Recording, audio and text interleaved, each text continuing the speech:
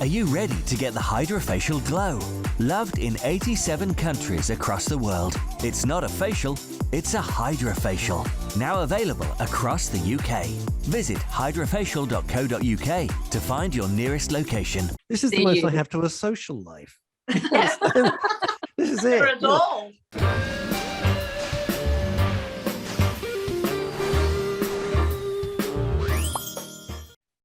Hello, girls. You Hi, might girls. notice that Harriet is not here. I know. Where is Harriet these days? We don't know. No, she's flying around somewhere. I don't know if she's been taken by Hilary O'Neill and put in a book somewhere. In a time machine. Off in Hilary a has time come to machine. rejoin us. We've missed you, Hills. Thank you so much. It's so good to be here. Harriet, I would imagine, is in Pantoland. She is. With Got One. Oh, what a partnership. That's right. Yeah. That's in a Woking. We need to have a Wonderbirds outing, don't we? We certainly do. We've got that planned, darling. You've got to be there, Hills. Please let me know the date. Good to be back. Thank you for letting me step in for the lovely Harriet. Nice to be here. I've missed all your faces. Oh, thank you. And your Christmas trees, darling. Thank you very much. I do like a bit of How zhuzh. gorgeous they are. Very nice. Thank Very you. pretty. We've Do been all you over. love Christmas? You know how cold it is?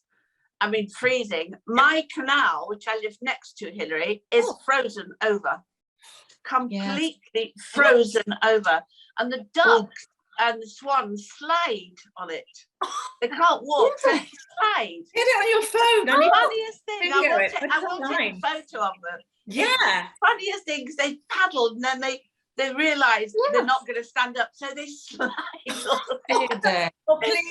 They slide to the bit where there's a little bit of water still. Yes. And then they go in. Yeah. Are you a good girl with feeding them? Do you do the frozen feed? I do try and feed them, but they do say, not to feed them bread, don't they? No. Yeah, it can hurt them.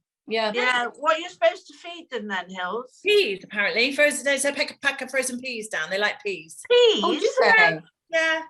And I've got They also, can probably digest them. I carry bird seed, proper duck and bird seed in my car. Oh, right. That's what I in did. little packs in case I stop anywhere and I can have a little. And so it's you're the bird lady. Yeah, you feed the birds. I am. Oh, yes. The lady. Yes, that's me. Thank you. Yes, Right. Do you remember that one in Home Alone in New York? There was a bird lady, wasn't there? Oh, in the movie. And I think it was played by Brenda Fricker. It was Brenda Fricker. You're absolutely right. Well done. No, I was thinking about Mary Poppins. Was it Mary Poppins?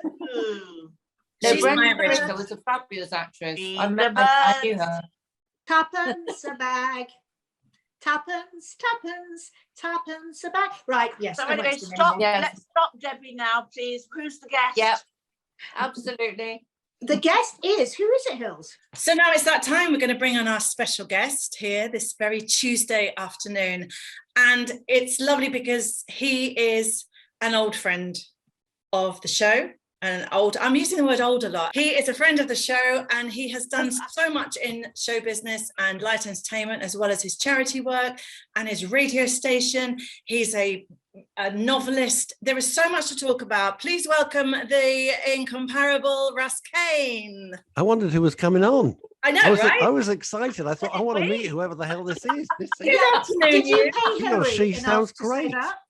I you thought, pay what the her? hell am I It can only doing? be you, darling. Oh, Only well, you. oh, Dee, you're so sweet. Thank you very much. Yeah, I It's pulled it out of the very, bag very then. I kind. did pull it You out of the did. bag. Hello, You did. darling. How are you? How are you doing? I'm all right, thank you. Yeah, you don't really want to know. I'm fine. That's the English way of saying. You've had some sort of bug, haven't you, Russ? I have. It's a. Tell us about your bug. Debbie. No. Oh God! Well, this is week number 6. It's just it's a throat virus. It's a throat virus. It's very annoying, especially if you talk for a living, as everyone here knows. Yeah. And accompanying that is just enormous tiredness. And as I'm busier than a flea at the moment, that's really annoying. Anyway, there we are. Has it actually? I know you've been bad because you've been telling me, but has it actually affected your voice for the radio broadcast? Yeah, totally. I sound like Barry White. Not a bad thing. Oh, Not really. Your So mum's Russ, really- listen, everybody knows you from the Capital Radio days, and of course the radio show that you run at the moment. Still alive. They're still alive. They are Capital Radio days. Both your fans are still alive. Both of them. Are they in Brinsworth? I'll send them a Christmas card. Thank you for remembering. Yours Yeah, I tell you what, Sherry is so shocked that your fans are still alive. I know. I'm sneezing all over the place. So, but also the most exceptional swerve in your career recently, of course, has been your writing your first novel, The Gatekeeper, which was a massive hit. And you're currently writing the follow-up, aren't you? How is it going? Very, very, very badly. Horrendously badly. Why? I'll be honest, I'm a year and a half behind because of everything else that's going. I tell you what happened. You must have loads of people who say, oh, in lockdown, this is great. And during the pandemic, oh, I learned Spanish, or I learned Serbo-Croat, or I learned how to knit, and I've just recreated the Bayer tapestry in my lounge. Yeah. I couldn't do anything. It was enough for me just to get up and get through that. I just couldn't do it. And I felt very guilty about it. But the fact of the matter is, that's how I felt. So and then work just went nuts with all the radio stuff and everything. And so I'm 34,000 words in. But as all of us know, the world's gone raving mad. Mm. And no matter how extreme you make the plot, as I have with the second novel, something happens in life, in real life, and you think, hang on, no, that's not extreme enough. So you keep pushing it and pushing it and pushing it. All right, okay. So then I'm 34,000 words in. Then I had a long meeting with my literary agent. Oh, get me. And we decided, get rid of the main character. Oh, she was getting in the way. So I've got rid of the main character, changed to what we call the existential threat. And so I've got to really kind of redo the whole thing again. And I'm just mustering up the energy to start the whole thing again, or carry on in a different vein? No, I've got to really pick it apart and take out a whole, the main character. I felt I'd shoehorned her in because she's from the last book. And I thought, you know what, this just isn't working for me. And you're the same, you're all professionals. And you know that if you don't do the best in your head, doesn't matter if people can't go Hills, that was a fantastic performance, or Debbie, you were great on that show, and you think, no, I could have done better.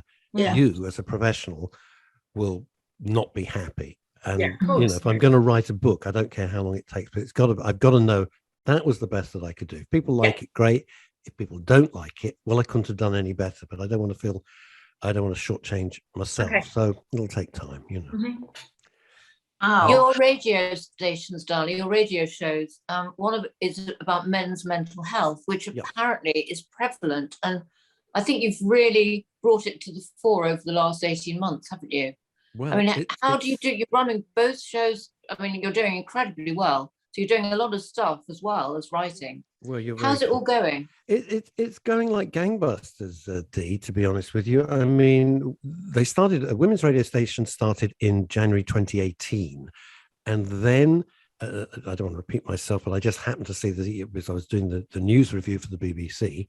And it was the suicide statistics in the UK. That happened to be the main subject matter of the day. Could have been absolutely anything, of course. And it was 80% men, 20% women. So I said to my business partner, Howard Jameson, this is nuts. We've got to do something about this because men clearly weren't talking. That's what that's all the subtext was. Yeah. And they bottle it up and then sometimes take their own lives, or certainly leads to depression. So in January 2019, we kicked off with men's radio station. 50% of the audience, by the way, are women, much to my amazement and delight. It's great. So really, it's a misnomer to call it that, but anyway, that's the name that we've got at the moment. I may change it. And but certainly during the pandemic and the lockdown, people's mental health the problem is enormous. The stress on the NHS is gigantic, and it's no good. That mental health or anything is very time sensitive. So it's no good saying to somebody, we'll see you in 6 months, because that might as well be 6 centuries. It's very difficult. So we try and do what we can. We have I never give advice. I make it very clear I'm merely a conduit between the listeners and the viewers and the people who need the help via experts. I think there's nothing worse than people pretending they're experts when they're not. I think that's shocking. I really object. Yeah. Really object to that. I really do. Mm-hmm, So, but that's the kind of long answer to your question, Dee. But thank you. It's going okay. It's very interesting. Very interesting. Yeah, it is an interesting. I mean, I've listened, of course, to a lot of your shows, and you have some very interesting guests as well. So I think it's got longevity, hasn't it? The whole thing. I hope so. What's interesting is that here we are. We've got a little thing, and then thanks to technology, it's global, which is great. Yes. Although it's all remote, we shut down the studio because it was just a health risk, frankly, in COVID times. But the guests we get now come, say, straight off BBC or ITV or something, come straight onto our show. So I'm absolutely stunned, but they're happy to do so. We've had some huge names, including yourself, but we've had absolutely huge names come on. Experts. I mean, not just showbiz folks, but yes. Well. So it's lovely. It's rewarding. It's Fabulous. satisfying. Long may it continue. Absolutely. Thank you so much. Thank you. I want to ask about the doggy, Ebony. Oh, bless. Well, yes, that was a scary thing. Yeah, it was. She suddenly got very, very ill, and I thought it was as though she'd had a stroke, and it was ghastly. So we ended up in the vet, and the vet I had to go dashing right across miles and miles and miles to the hospital, which was the Royal Veterinary Surgeons, where she stayed for a long time, and now. Weeks and weeks and weeks later, I would say she's 99% better. She's great. Wow. She's great. It's great. It's a neurological thing, Debs, that she gets like a head tilt and she had no balance at all. She was walking sideways, falling. It was absolutely and as you know, she's the center of my universe. Yes. Hence. And I know I've got so many of these ridiculous Schnauzer t-shirts. When she finally goes, it's going to be a big jumble sale, I think. But it took a very long time, but eventually it healed up. It was something in the brain, not a tumor or a... No. They check because they had to check for everything, that it wasn't a tumor pressing on anything. And it's a thing that happens in slightly older dogs. So you can be very unlucky and get it in a younger dog. I mean, she's 12 now. She's going to be 13, all being well, next year. And she's kind of like me. She likes sleeping a lot. I mean, that's where we're at. We're old, grumpy, and we like to sleep. So that's It's funny, Russ, because I had a Weimaraner with exactly the same problem. Oh. And it was the weirdest thing because he loved running in Richmond Park. And one day his legs just went. And I thought, oh, God, he's broken a leg. And then he would tip his head in the garden. It was the head. It was the head tilt the whole time. Tip his head like that. Yeah. Once, and it absolutely terrified me. Yeah. He was 11 and a half at the time. Well, there you go. You go. But when I think back, it started when he was 1. And I remember at 1 year old, he would do that. And I'd think, what's that? But he was young and he had antibiotics. But when he was 11 and a half, 12, he couldn't survive it because the big dogs, Weimaraners, very big dogs. Yes. And exactly the same thing, the neurological thing. And it terrified me. So I know exactly what you're going through. It was horrible. It was so sad. And I thought, and you realize, it's unconditional love. And anyone who says, "Oh, well, it's just the dog," I can't be friends with them. It's awful. No. I mean, you get it. It's not just the dog. It's your. No, of course. And I'm not a pet owner, but I totally get it because all of you and my best friend have dogs, and I know how close you are to them. But also, it's good to air it on here because anybody out there listening, watching us, will maybe go, "Oh, that's my dog's been behaving like that," and at least they've got a stream of some information to follow down, you know what I mean, rather than what the hell's happening. So that's it is you're absolutely right, Hills. I mean, it's really scary because it came out of nowhere, and I thought, God, has she eaten some poison somewhere? That's exactly what I thought. Your mind goes absolutely everywhere, and you think, I don't know what it is. We are privileged. I think we're privileged to be dog owners. I really do.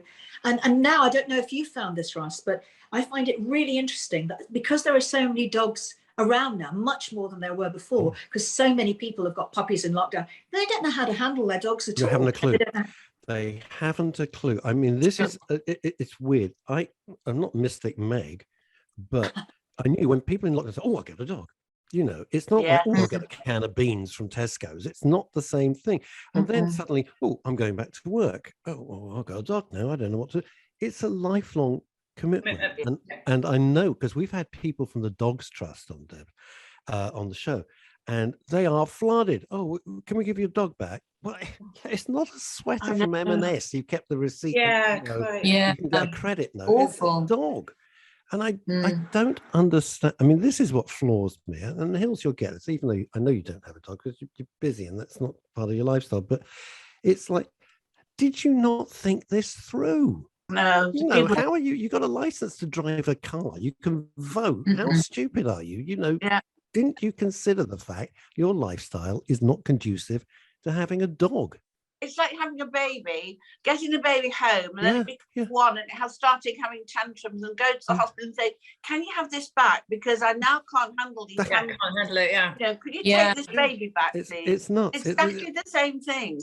I know it's completely potty. It's completely potty, and you just think what was going through your head, but it's an indication, isn't it, of how selfish people are. Yeah, completely. They're so self-centered and selfish, and they just don't think about other people, and they don't think about, you know, animals. Well, I'm not a big tree hugger. I'm not that guy. But I think, and I don't know how you feel, that had it not been for the dog during you know, the pandemic, I would have gone even more depressed. I mean, my life completely, because I've got 3 or 4, depending on which child drops another dog off at me. But that every day, that means every single day, it means I have to go out. It means I have to go out in the morning, and I have to go every day. So it forced me. Yeah. You know, you couldn't be more right, because like if it was up to me, I would probably be under the duvet or lying on the couch. Well, I can't, because as you can see, I stand up. I have a stand-up desk because that helps my back as well, and also I think helps productivity because you can't slump. So I stand the whole day. The whole day. But you know, with Ebony, the mini schnauzer, you have to go for a walk. So I walk 2-3 miles a day every day without fail. I always got to be good for you. Really, very good. Know, and it gets you out, and also it helps me with all my books, because I always have audio books on at the time. That's what I listen to. So I pile through so many novels, which is fantastic. Wow, good idea. Wow. Yeah. Russ, what's coming next for you? Oh, well, that is a good question. The book? No, funnily enough, I think the book is going to have to go slightly on the back burner. There's a film coming up. Well, everything I do is an accident. I wish I could say I plan these things, but I don't. I never do. It's all total chance. So some people that I knew years ago said, "Oh, we'd love you to be exec producer on a film." I go, "Yeah, right." And then they sent me the outline and the script. I said, "Well, that's a crackingly good idea." And I thought, well, they haven't got a hope. I mean, they're not in the film industry. How's this ever? But I said, whatever you need. I'm at the end of the phone. "Oh, thank you. Well, blow me down. They've only got Nile Rodgers to do the music for a start." And I'm like, "You are what?" What? Yes, I know. So Nile Rodgers is doing the music. They've got a sort of a pretty big star, who I can't say who at the moment, who is like attached to it. And they seem to be getting money left, right, and center. And out of that film are 2 books, and they want me to ghostwrite those books. So that's that. Then there's a TV series that I came across somebody, and I thought, you know, this particular thing will make a great TV series. So I got hold of someone well placed, and I thought, you know, let's see what we can do. So I wrote the treatment for that, sent it off to the person who's been approached many times and said no, and they said, "Oh, we love this." Yeah. So I mean, that's a long haul thing, but it's a very gentle sort of television thing, which I think people need. Yeah. You know, I think people are exhausted. I actually think people are exhausted mentally from this. True. And have something nice and relaxing. So there's that. Exciting. And I've started a podcast. Well, I'll tell you, you'll be the first to know. My comedy hero, along with others, was Richard Pryor. And I've become very good friends with his daughter, Rain. And we've been pals. We've never met, but we've become really good pals. And she's a fascinating, I mean, she's like all of you, you know, she's interesting, she's multifaceted, she's opinionated, and she's clever, and all these things. And I thought I had her as a guest only because I wanted to discuss, you know, trying to fill your father's footsteps. That's a theme that I'm really fascinated by when you get very famous people. So, in fact, I'm going straight down to join Ronnie Corbett's daughter, whom you know, Hills, Sophie Corbett, to sit on a panel about men's health, which was sweet. I've never met her either, but she's been. She's divine. She's divine. She seems very nice. Lovely. Anyway, with Rain and I said, well, I think we should do a podcast. And she's busier than a flea. And she said, oh, great. So we've done a trial, and then we're going to see how that works out. And I've called it, the working title is It's Never Black or White. Or it might be It's Not Black or White, because it plays upon us, Rain and myself, but also I want to look at issues and say, you know, not everything has to be divided. There's sometimes you've got to try and find a middle ground here. But of course, we're being manipulated all the time to take a side. And you have to wonder why that is. Why are we so divided all the time? Why is there no news? There's no news. I don't know how there's no news. There is only propaganda, and it's propaganda from one side or the other, depending on where you look. Yeah. You know, when we were all growing up, I know I'm a lot older than all of you, but when we were growing up, no, seriously, there was like the 9 o'clock news, let's say. That was, or the 6 o'clock news. That was the news. There is a train crash. Boom, that's the news. Or this is happening. That's the news. But now it's all interpretation. Well, I don't want your interpretation. I want you to tell me what the news is. Stop telling me what to think from the left and from the right.